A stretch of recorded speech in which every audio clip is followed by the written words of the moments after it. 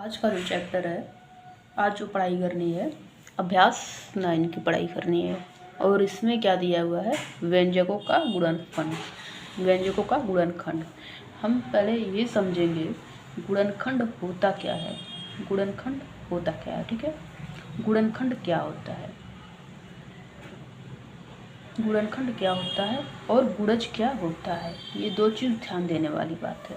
गुणनखंड और गुणज के बीच में पहले हम अंतर समझेंगे।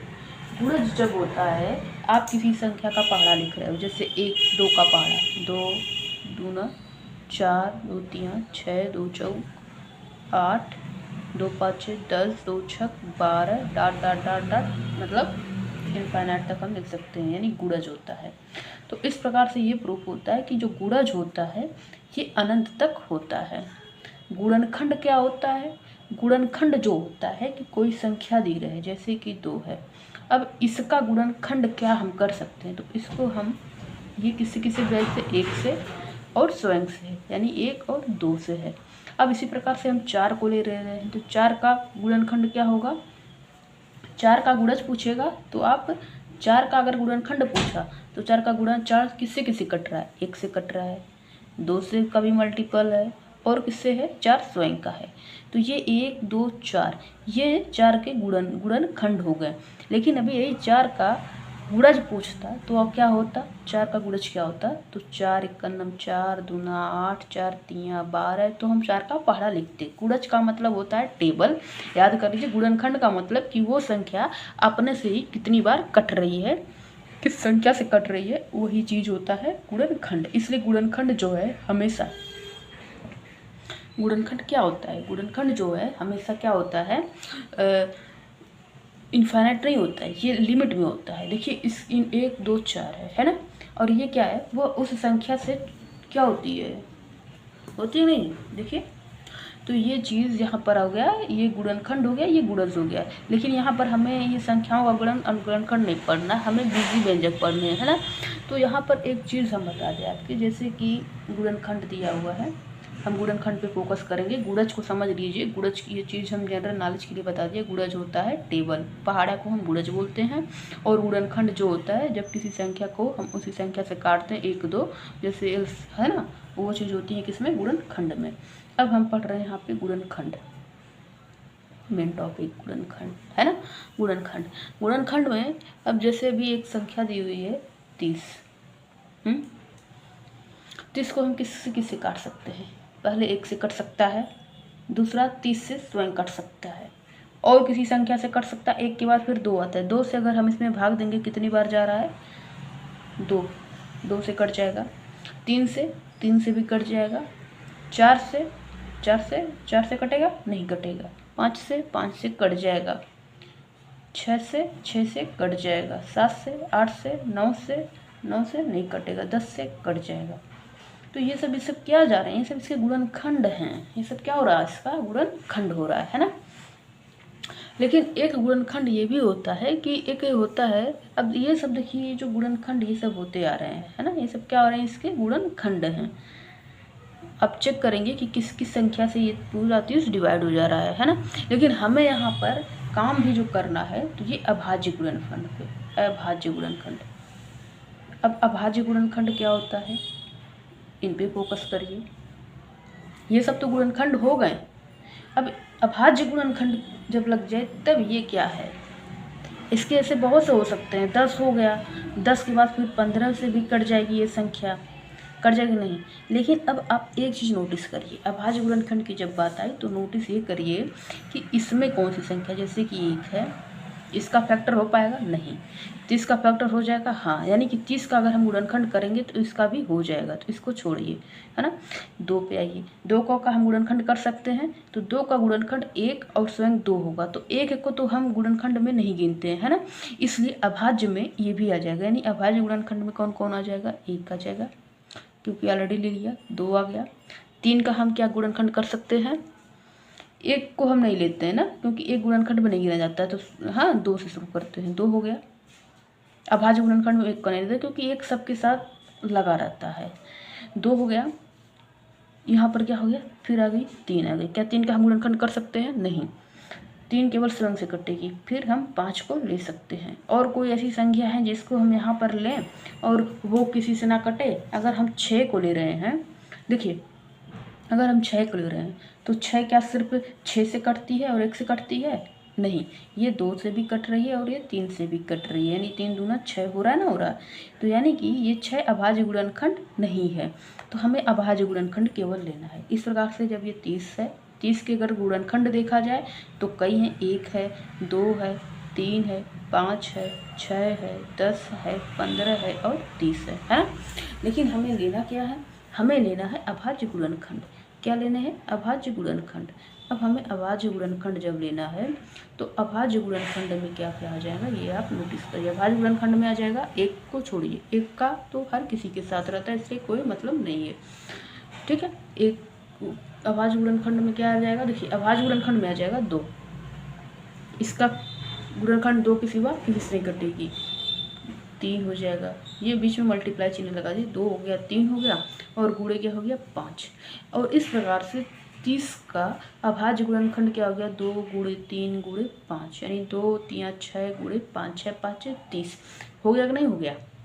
हो गया ना, ये होगा इसका अभाज्य गुणनखंड। अभी एक संख्या हम ले लेते हैं 35 ले लिया। 35 का अगर हम गुणा करते हैं तो क्या हो सकता है? देखिए एक तो इसका गुणनखंड 1 होगा, 35 होगा, 2 से कटेगा, 3 से कटेगा, 4 से कटेगा, चेक कर लीजिए, 5 से कट जाएगा, हाँ 5 से कटेगा, 6 से कटेगा नहीं, 7 से काटिए, भाग दीजिए, 7 से भी ये कट डिवाइड हो जाएगा। तो इसमें अभाज्य गुणनखंड क्या आ रहा है? 35 तो नहीं होगा, 1 तो होता ही नहीं है, 5 और 7 हो जाएगा है। तो यहाँ पर हम लिख देंगे 5 गुणे 7, ये क्या हो गया? इसका अभाज्य गुणनखंड। अब हमें ये पूछे कि इन दोनों दे दिया है 30 और 35 दोनों में उभयनिष्ठ गुणनखंड कौन सा है? तो आप ये बताइए इन दोनों में ऐसा कौन सा चीज़ है जो दोनों में है? 2 दोनों में है? नहीं है। 3 है? नहीं है। 5 है ना? हाँ, 5 यहाँ भी है, 5 यहाँ भी है। क्या 7 दोनों में है? नहीं है। तो यानी ये सब उभयनिष्ठ नहीं है। उभयनिष्ठ क्या हुआ? 5। अगर पूछे उभयनिष्ठ गुणनखंड क्या है इन दोनों में, उभयनिष्ठ मतलब होता है जो दोनों में रहे, जो सब में रहे। अगर 30 और 35 का उभयनिष्ठ गुणनखंड पूछे, 30-35 का उभयनिष्ठ गुणनखंड, तो क्या आ रहा है? पहले इनका हम प्राइम फैक्ट अभाज्य गुणनखंड करेंगे। अभाज्य गुणनखंड किया, उसके बाद देखा यहाँ 5 है, यहाँ 5 है, यानी उभयनिष्ठ गुणनखंड क्या हो गया? ये 5 हो गया है ना। ये चीज़ समझ में आई होगी। अब हम चलते हैं आगे क्वेश्चन की तरफ, जो हमारा मेन चैप्टर है और जो मेन क्वेश्चन है उसकी तरफ। अभ्यास 9 की तरफ चलते हैं। ये सब बातें यहाँ पे रह गई, गुणनखंड की बातें। अब अभ्यास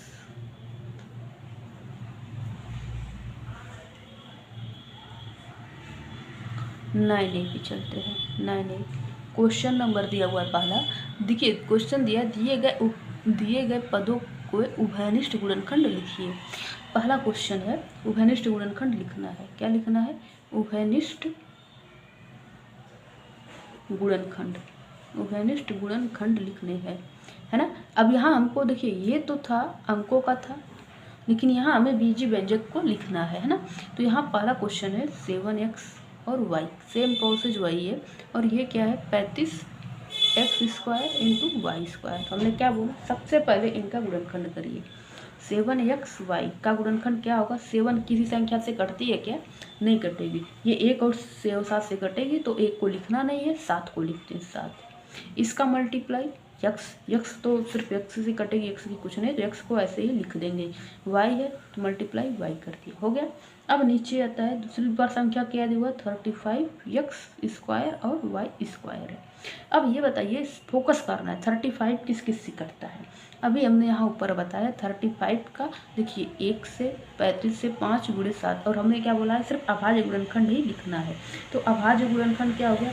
5 गुणे हो गया 7। अब आती है x²। अब x² यानी कि 2x है। कितने x हैं? 2x है, तो यहाँ लिखिए 1x गुणे 1x, है ना। y² यानी कि 2y, है ना, गुणे y गुणे y, हो गया ना। ये x² हो गया, ये y² हो गया। अब ये बताइए इसमें कॉमन क्या रहा है? देखिए सबसे ज़्यादा इसमें संख्या है, तो इसमें से चूज करते हैं। क्या 5 है? 5 दोनों में है? नहीं है। 7 को देखिए, 7 दोनों में है, हाँ यहाँ पर है, यहाँ पर है, तो यहाँ लिखेंगे 7। अब उसके बाद देखेंगे x, एक x यहाँ है, एक x यहाँ भी है, इसको भी लिख देंगे। फिर देखेंगे x, ये x तो यहाँ पर है, क्या यहाँ पर x है, ये वाला हमने चूज कर लिया ना इसके साथ, इसलिए इसको नहीं काउंट करेंगे। अब दूसरा x देखिए, ये x है तो क्या यहाँ और कोई दूसरा x है, नहीं है, इसलिए ये भी नहीं रहेगा और ये भी नहीं रहेगा, ये s है, इस पर हम ये ट्रिक लगा देते हैं। अब y पे आते हैं, y है, हाँ यहाँ पर भी y है, तो यानी कि ये भी रहेगा, तो यहाँ हम इसको भी पुट कर लेते हैं। अब देखते हैं ये y, अब ये y तो इस y के साथ हमने कंपेयर कर लिया कि हाँ ये y इसकी जगह पे यहाँ भी है, पूर्ति करा, लेकिन इसकी पूर्ति क्या यहाँ कोई कर रहा है, नहीं, यानी इस y को भी हम नहीं लेंगे। अब समझ में आया। अब ये हो गया हमारा उभयनिष्ठ गुणनखंड, तो 7x और y, 7xy क्या हो गया हमारा उभयनिष्ठ गुणनखंड हो गया, है ना। अब हम इसी का हम जो है क्वेश्चन नंबर सेकंड करते हैं, है ना, क्वेश्चन नंबर सेकंड करते हैं। अब हम क्वेश्चन नंबर सेकंड पर आते हैं। क्वेश्चन नंबर सेकंड इसी का हम देखते हैं, जो दिया हुआ है दूसरा 4m square 6m square 8m cube. अब इन तीनों में हमें क्या निकालना है, उभयनिष्ठ गुणनखंड। ध्यान से समझिए इस चीज को, है ना, उभयनिष्ठ गुणनखंड, इन तीनों में हमें निकालना है उभयनिष्ठ गुणनखंड। अब एक चीज याद रखिए, 4m स्क्वायर है, 4m स्क्वायर ऐसे बना लीजिए, ये फिर अगला क्या है 6m स्क्वायर, है ना, इसको ऐसे बना लीजिए, फिर 8m क्यूब। इस प्रकार से हम इस प्रकार से पहले लिख लेते हैं, है ना। अब हम यहाँ पर क्या करेंगे, इसका हम अभाज्य गुणनखंड करेंगे। 4 का अभाज्य गुणनखंड क्या होगा, 1 को तो हम लेते नहीं है, नो काउंट, 2 से, फिर 2 के बाद फिर 2 से कटेगा, 2 तो बस नहीं हो सकता, अभाज्य गुणनखंड 2 हुआ, 2 दूना 4, 4 तो हम नहीं ले सकते क्योंकि 4 तो वही संख्या और अभाज्य नहीं है ना। अब यहाँ पर क्या हो गया, इसका अभाज्य गुणनखंड क्या हो गया, 2 हो गया, 2 गुणे 2, 2 दूरे 2 करने से यही संख्या। अरे एक चीज़ याद रखिएगा कि अभाज्य गुणनखंड जब लीजिएगा तो उसका मल्टीप्लाई करके वही संख्या आनी चाहिए। 2 है, 2 गुणे 2, 4 हो रहा है, नहीं हो रहा है ना, हाँ। अब इस यहाँ पर देखिए, ये यम स्क्वायर है, यम स्क्वायर यानी कि यम का मल्टीप्लाई 2 बार, यम गुणे यम हो गया। अब यहाँ देखिए 6m स्क्वायर, अब इसका मल्टीप्लाई जब करेंगे, अभाज्य गुणनखंड 2 है, 2 और 3, 2 3 6 हो रहा है, नहीं हो रहा है, अभाज्य संख्याएं है कि नहीं है, ये है, हो गया। यहाँ पर भी m स्क्वायर है तो गुणे यम हो गया। 8m क्यूब है तो यहाँ पर क्या रहेगा, 2 गुणे 2 गुणे 2, 2 दूना 4 दूना 8, क्योंकि ये 3 अभाज्य संख्याओं से 2, है ना, हुआ नहीं। यहाँ पे देखिए 3 अभाज्य संख्याएं हैं, 2 एक अभाज्य संख्या, वही सेम संख्याएं हैं लेकिन अभाज्य 3 बार, और इनका गुणनखंड, तीनों का अभाज्य गुणनखंड 8 का अभाज्य गुणनखंड 2 गुणे 2 गुणे 2, है ना, 2 दूना 4 दूना 8, इनका गुणनखंड करेंगे, अरे मतलब मल्टीप्लाई करेंगे तो 8 आना चाहिए। अब यहाँ पर आ रहा है यम गुणे यम गुणे यम, यम गुणे यम गुणे यम। अब हमें इनमें पता करना है उभयनिष्ठ गुणनखंड क्या है, तो हम पहले सबसे पहले चेक करेंगे 2, इस 2 को देखेंगे, यहाँ भी है, इसमें भी है, इसमें भी है, तो हम तीनों में काउंट करेंगे कौन सी संख्या है 2। तो यहाँ पर हम सबसे पहले क्या लिखेंगे, 2 मिल गया हमें, ठीक, मल्टीप्लाई लगा देंगे। फिर देखेंगे यहाँ 2 है, फिर देखेंगे यहाँ है, नहीं है। जब किसी भी एक में ना मिले तो उसको हम उभयनिष्ठ में नहीं लेंगे, तो ये नहीं है। अब यहाँ 2 है, अब इसको देखेंगे, क्या यहाँ पर 2 है, क्या यहाँ 2 है, नहीं है, इसमें नहीं है ना, इसको भी इसको हम नहीं लेंगे। अब ये 3 बताइए, 3 क्या इसमें है, इसमें है, नहीं है, तो ये भी नहीं होगा। अब जब ये 2 नहीं है, ये 2 नहीं है, तो ये भी 2 नहीं होगा, क्योंकि ये तीनों में कहाँ है, अब 3 संख्याएं हो गई ना, अब ये तीनों नहीं है। अगर ये नहीं होता, मान लीजिए ये सेम ये वाला लाइन ना होता, तो हम इन दोनों में जब कंपेयर करते हैं तो ये 2 आ जाता, क्योंकि 2 यहाँ भी है, यहाँ एक ही 2 नहीं आता। लेकिन जब हम तीनों में कंपेयर कर रहे हैं तो ये देखिए तीनों में यही देखिए तीनों में है, फिर ये तीनों में कहाँ है, ये बस 1 2 है, एक नीचे है, यहाँ तो 3 है, तो इसलिए ये नहीं होगा। फिर यहाँ देखिए ये 2 है, नहीं है, इसलिए ये दोनों नहीं होगा। अब यहाँ यम देखिए, ये यम है, ये यम है, ये यम है, ये यम है, ये तीनों में है कि नहीं है, है ना, तीनों का पेयर बन रहा है ना, यहाँ हम लिख लेंगे अब ये यम है, दूसरा भी यम देखिए, ये भी यम है, यहाँ भी यम है, यहाँ भी यम है, तीनों में यम है, तो इसको भी हम लिख लेंगे। अब क्या इस यम का कोई पेयर बन रहा है? नहीं बन रहा, इसको नहीं लिखेंगे। अब ये कितना हो गया? 2 हो गया, और यम इंटू यम का इंटू हो जाएगा यम स्क्वायर, यानी उभयनिष्ठ गुणनखंड क्या हो जाएगा अपना? ये हो जाएगा। समझ में आया? इतनी बात आ गया होगा। अब यहाँ पर देखिए लिखा है क्वेश्चन नंबर दूसरा। ये चीज़ें आसान की, आप इसका जो है थर्ड वाला आपस में, तीसरा इसका आपस में, मतलब आपने ही खुद से करिएगा और हमें बताइएगा। दूसरा क्वेश्चन है 7PQ plus 8QR plus 3QS। अब ये पूछ रहा है क्या उभयनिष्ठ गुणनखंड क्या होगा। अब इसको डरने की जरूरत नहीं है, इसमें क्या पूछ रहा है? उभयनिष्ठ, पहले ये चीज़ अलग अलग थी, अब क्या हो गया है? एक में हो गया, ठीक है। अब उभयनिष्ठ गुणनखंड पूछ रहा है। अब आप ये चीज़ देखना है कि इन तीनों में है क्या। 7 देखिए, क्या 7 का मल्टीपल कहीं इसमें है? नहीं है, इसलिए ये भी नहीं होगा, ये भी नहीं होगा, ये भी नहीं हो सकते उभयनिष्ठ गुणनखंड। फिर देखिए P इसमें है, तो क्या इसमें है? इसमें है? नहीं है। Q देखिए, Q इसमें है, इसमें है, Q है, इसमें भी है। तो आप ऐसे कर देंगे, Q ऐसे बाहर लिख लेंगे, यहाँ एक ब्रैकेट लगा देंगे क्योंकि हमें उभयनिष्ठ लेना है।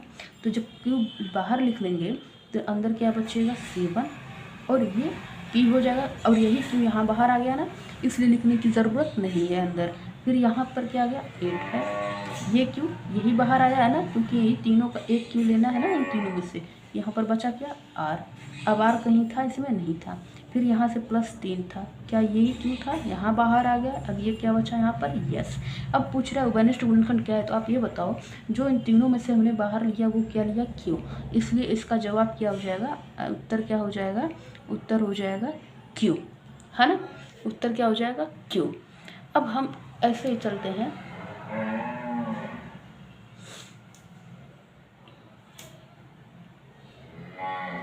क्वेश्चन नंबर 3 पे। क्वेश्चन नंबर 3 पे चलते हैं। एक बार इसको चेक करिए, देखिए B है, B 6A minus B plus 2C 6A minus B। पूछ रहा है पदों का उभयनिष्ठ गुणनखंड क्या है। पदों का उभयनिष्ठ गुणनखंड, पदों का उभयनिष्ठ गुणनखंड पूछ रहा है ना, उभयनिष्ठ गुणनखंड। अब इसको हम बताने से पहले आपको एक चीज़ बताना चाहते हैं। देखिए यहाँ पर B है, यहाँ से B है, इन दोनों को कॉमन ले लिया गया, यानी कि इन दोनों में ये चीज़ था ना। अब यहाँ से ये भी था, ये भी था, इन दोनों को यहाँ से 2C जो है कॉमन ले लिया गया है। अब आप बताओ, ये एक संख्या है और ये एक संख्या है।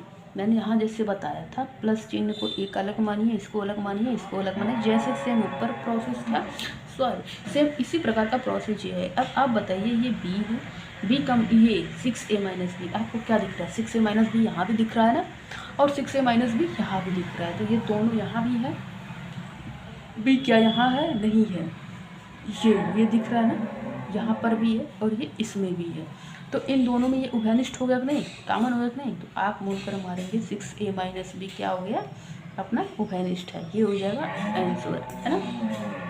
क्वेश्चन नंबर 4 पे देखिए, 4 का पहला देखिए 5x² है माइनस 25x है ना। अब यहाँ पर हमें इन दोनों को अलग अलग लेकर चलना है, एक नहीं अलग अलग। इसमें से पूछ रहा है उभयनिष्ठ क्या है, इनके गुणनखंड कीजिए। पूछ रहा है गुणनखंड कीजिए या फिर उभयनिष्ठ, बात एक ही है। अब गुणनखंड जब करने के लिए बोलेगा तो आपको क्या करना है? पहले इसका गुणनखंड करिए, इसका गुणनखंड 5 हो जाएगा, 5 किसी अन्य संख्या से कटेगा नहीं, है ना, 5 हो जाएगा। अब उसके बाद जब 5 हो जाएगा तो इसका गुणनखंड, एक स्क्वायर का गुणनखंड आपको पता है x गुणे x, यही होता है ना। तो 5 गुणे x यहाँ पे कर देंगे, ये क्या हो जाएगा? माइनस 25 का गुणनखंड क्या होता है? 5 गुणे 5 होता है नहीं, 5 गुणे 5, यानी अभाज्य गुणनखंड ही हमको यहाँ पे करना है ना। 5 गुणे 5 गुणे ये x तो है, ये x का है, मल्टीप्लाई है। अब इसमें पूछ रहा है इसका गुणनखंड करना है, गुणनखंड क्या हो जाएगा? अब इसमें से आप बताइए उभयनिष्ठ क्या है? 5 है, 5 है, बाहर निकाल लिया। यक्स यहाँ पर भी है, यक्स यहाँ पर भी है, इसको भी यहाँ पर हमने बाहर निकाल लिया। बताओ क्या ये यक्स है, इसकी जगह पर यक्स है नहीं, यहाँ पर वाई है, तो यहाँ पर हम ऐसे एक ब्रैकेट बना लेंगे, यहाँ पर क्या कर देंगे यक्स, है ना। ये 5 तो बाहर निकल गया है, अंदर कौन सा 5 बचा हुआ, एक ये 5 बचा हुआ, तो ये 5 यहाँ हम लिख देंगे।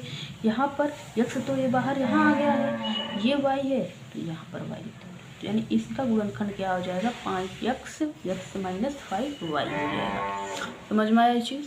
अब ऐसे ही सेम प्रोसेस में हम क्वेश्चन नंबर लेकर चलते हैं तीसरा, 4 का तीसरा ही करते हैं ना, 4 का तीसरा यहाँ पर हम कर रहे हैं।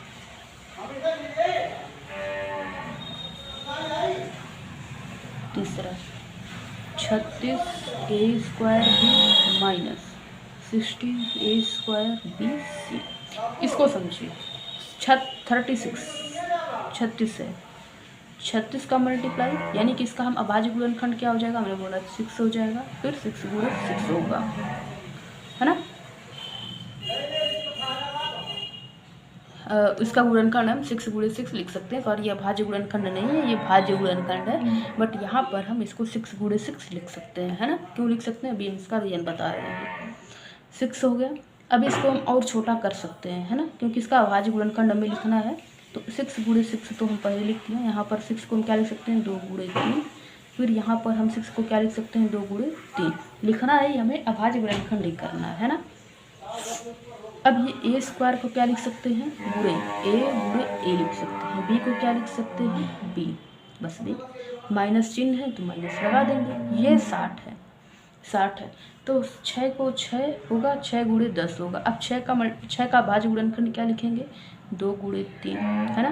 10 का भाज्य गुणनखंड क्या लिखेंगे, 2 गुणे 5, है कि नहीं। अभाज्य गुणनखंड लिखना है, a² है, यहाँ पर हम लिख दे रहे हैं गुणे a², a गुणे b है, c है।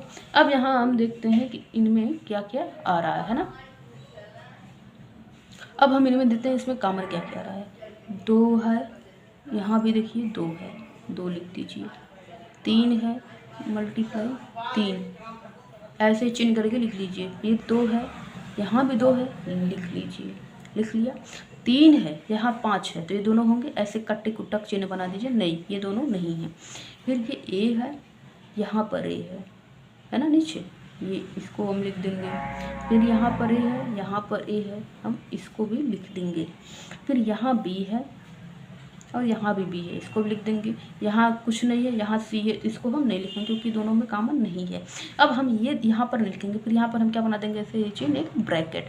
अब देखिए इतना बाहर निकालने के बाद इसमें क्या बच रहा है, जैसे 2 निकाल लिया, 3 निकाल लिया, 2 निकाल लिया, तो यहाँ पर क्या बच गया, छूट गया एक 3 को हमने नहीं लिखा था, इसलिए इसको हम क्या रख देंगे ब्रैकेट में, है ना। फिर ये a निकाल लिया b, बाकी इसमें कुछ नहीं बचा। अब यहाँ पर आते हैं, चिन्ह क्या लगा है यहाँ माइनस, तो माइनस चिन्ह लगा दिया। अब यहाँ से 2 निकाल लिया, 3 निकाल लिया, 2 निकाल लिया, बच गया क्या यहाँ पे 5, a निकाल लिया, ये भी a निकाल लिया, ये b निकाल लिया, यहाँ क्या बच गया अब c, यह हो गया ना।